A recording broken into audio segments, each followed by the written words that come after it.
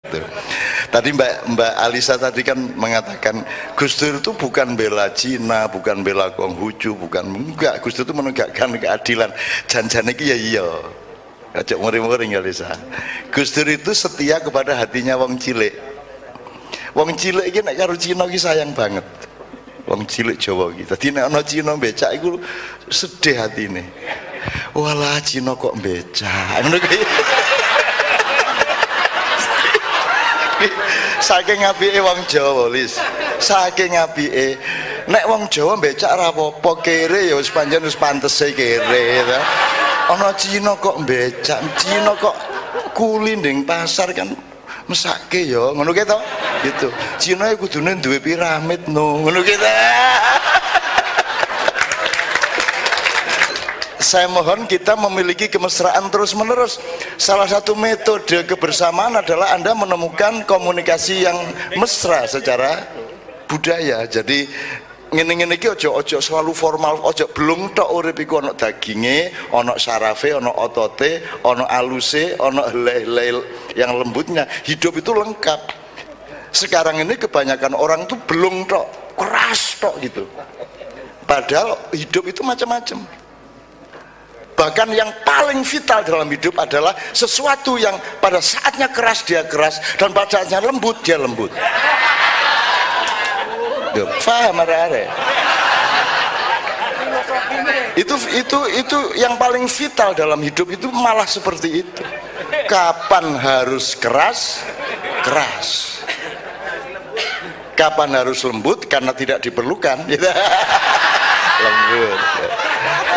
Enak toh Pak ya gitu. Alhamdulillah. Oke, sekarang sebelum bapak-bapak yang berikutnya saya mohon para yogi aslinya Pak, saya sama Pak Nevi ini di belakang sampean ini, Pak Nevi sama Pak Joko Kamto itu ini main musik bersama sejak 1976.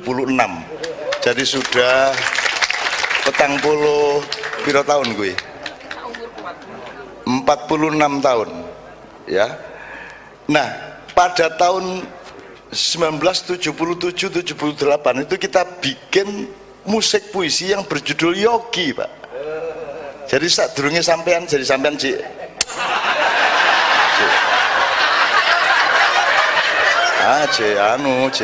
umbelen kita jadi waktu itu kita bikin musik Bali, syairnya judulnya Yogi. Tapi kelengan puisi nih sing memandang pantaimu Bali. Aku melihat di seberang laut itu bersila seorang yogi. Stop waktu penyair. Waktu itu. Nah, supaya agak menjadi informasi saja, kalau saya itu jangan diperdulikan. Saya itu ada ndak apa-apa, ada yang ndak apa-apa, ndak ada pengaruhnya apa-apa kalau saya. Jadi saya itu nggak peduli juga mau seniman, mau kiai, mau gus, mau bapak-bapak. Saya tidak pernah peduli sama diri saya sendiri. Saya penuh hidupku oleh cintaku kepada Tuhan dan umat manusia. Sampai diriku sendiri hilang entah kemana. Hanya saja setiap tengah malam aku menemukan diriku tergeletak bersama Novia.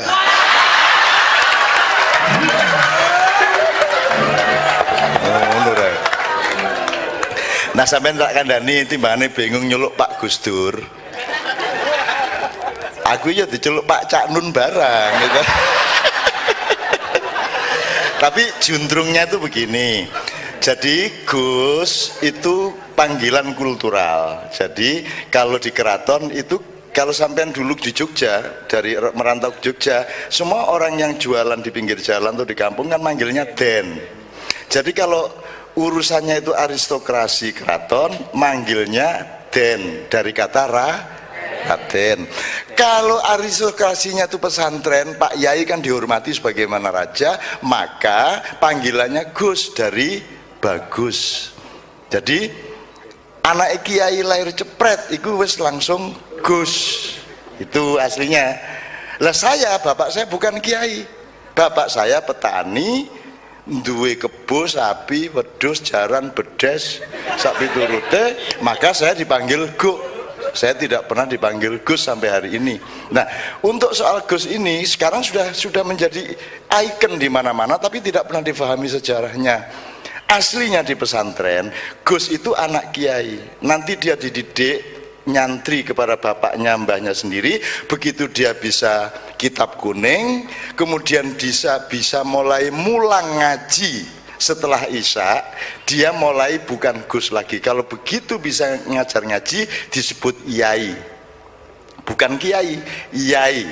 Jadi buyutnya Mbak Alisa itu disebut Mbah Yai Hasyim Asy'ari, itu Mbah Kiai.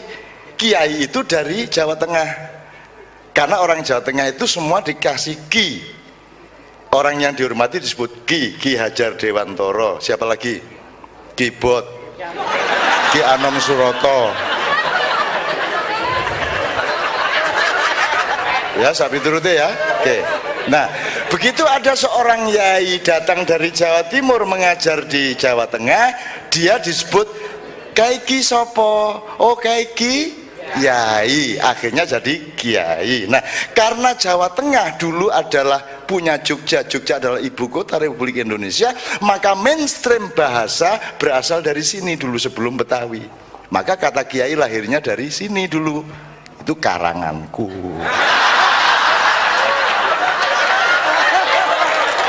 Nek kamu nggak percaya diteliti. Lah kamu nggak mau neliti, kalau saya ngomong marah, makanya teliti toh, kan gitu ya. Kiai itu lahirnya Kiai kalau di Jogja adalah seseorang disebut Ki Hajar Dewantoro tadi, terus ada Yai datang disebut Kiai. Nah, Kiai yang di Jawa Timur lain, bukan sama dengan Jawa Tengah. Di sana itu Jombang terutama itu separuh santri kiai, separuh maling gendo. Jadi antara anak kiai sing kurang ajar ya akeh ya Mbak Lisa. Sing dadi anak kiai sing dadi preman ya oke.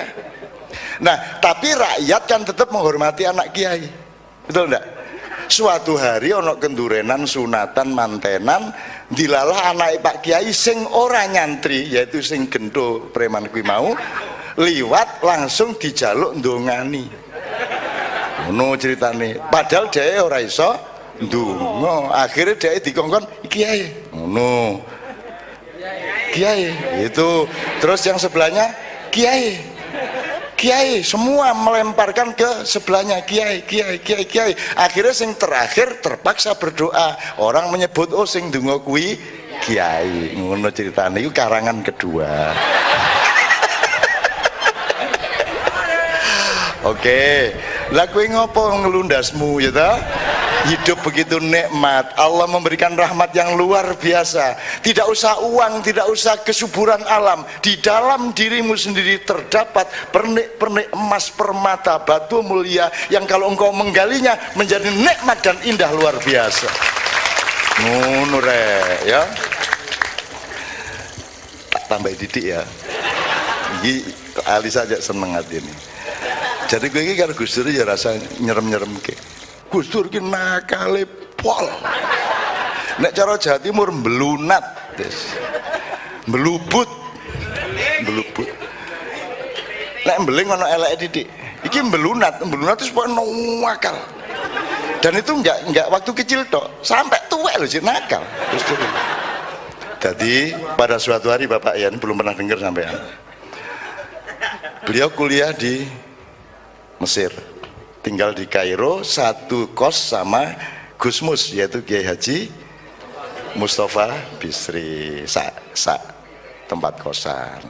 Nah, biasanya ada mahasiswa-mahasiswa baru dari Indonesia, ada santri-santri baru, maka harus melewati perpeloncoannya Gus Dur, karena Gus Dur itu tiap hari gangguin semua mahasiswa. Nanti rek kuliah Gus, lapo kuliah bal-balannya karo aku, gitu kan. Nah itu Gus Dur. Lapo kuliah barang itu, untuk bal-balan karo aku, gitu loh. Sampai Mesir itu kesebelasannya sangat terpengaruh nama Gus Dur. Jadi Mesir itu tidak pernah mau ngegulin sampai 2. karena sangat fanatik kepada Wahid.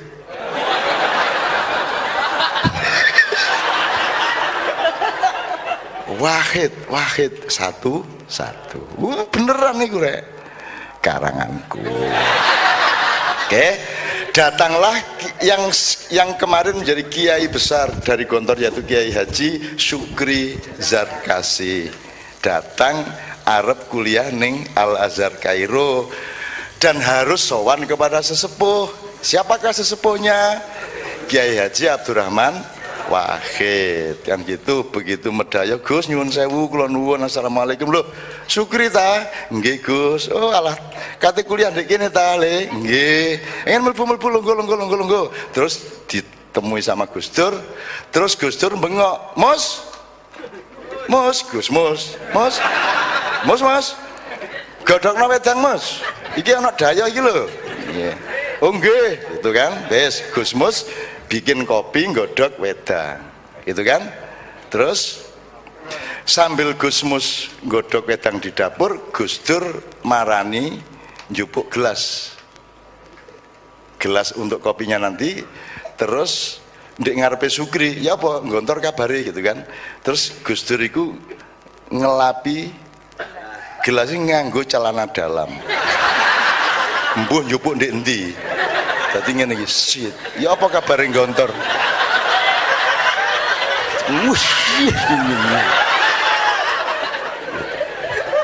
Sukri ngene. Sae Gus. Ya tapi gini, ya apa iki? Iki mesti kate disugono aku iki. Lah kok nganggo kathok cendak iki. Gitu. Guys, pokoknya terlenger sih iki disep ngene iki. Dan Gus Dur dengan dingin, ya apa lah, abah piye abah sehat nggih sehat ngono ya. Santrine Gontor piro saiki? Es tiba-tiba Gus Mus teriak, Gus Dur niki pun umep banyune. Oh ya, terus Gus Dur ke dapur. Kira-kira 3-4 menit diseduk apa jenenge diracik, terus Gus Dur nggawa gelas njukuri lepek, terus diaduk karo mlaku karo mudak kopi nganggo sikat gigi. Sukri ngene lo. Terus wes sak sikat gigine disugone Sukri iki. Diombe kri. Wes ngono ta, dadi kowe iki ngerti ya.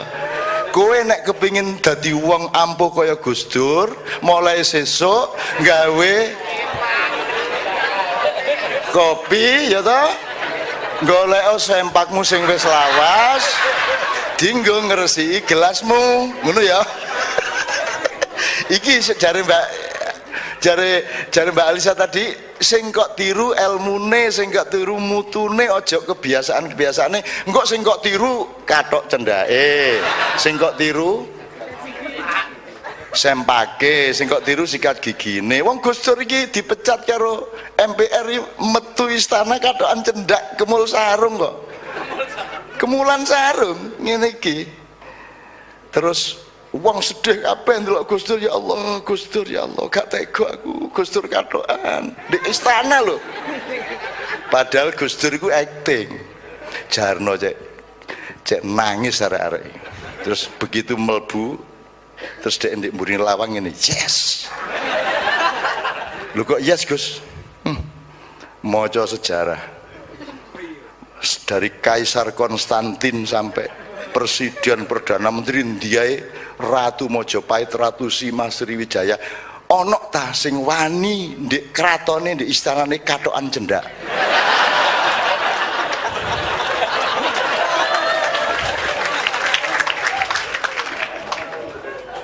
Terus ditambahi jajal mega nek wani.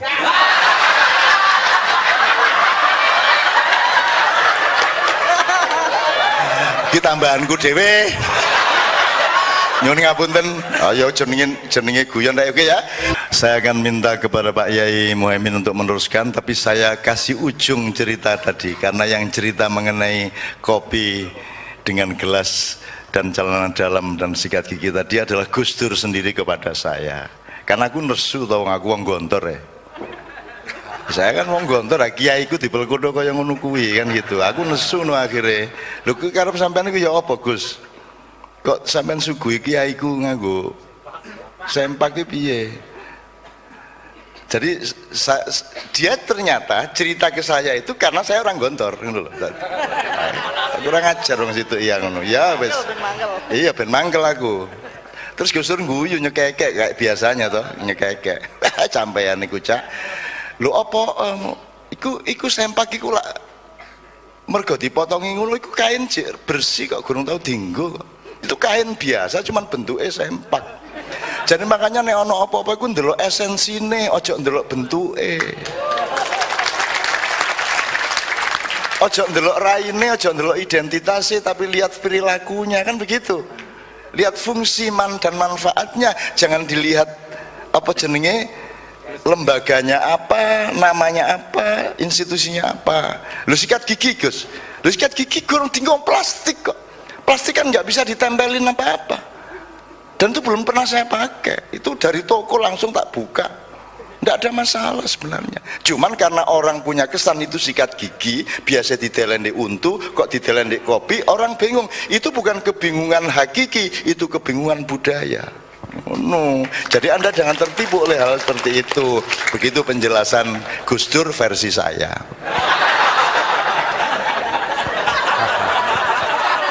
Loh, enggak, ilmunya memang begitu toh. Saya pasti tidak ingat atau enggak ngerekam. Jawaban Gus Dur pasti tidak persis kalimatnya seperti itu, tapi intinya seperti itu. Sama dengan hadis Nabi. Hadis Nabi segitu banyak tenanan mbak kuwi kalimatnya. Kalau direkam tak kuwi pian. Urung ono jajet tok. Jadi kuwi meng krunguku ngene, akhirnya diverifikasi dari berbagai segi, akhirnya sekian ulama mengiyakan, kan begitu.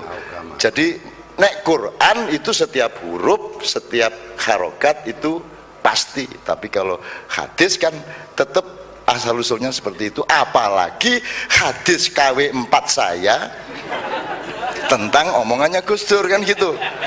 Jadi yang penting sekarang yang diambil adalah intinya. Jadi Anda jangan terjebak oleh apa dia organisasinya apa, agamanya apa, lembaganya apa, tapi lihatlah perilakunya, lihatlah sumbangan perdamaiannya, lihatlah manfaat kehidupannya, kan begitu.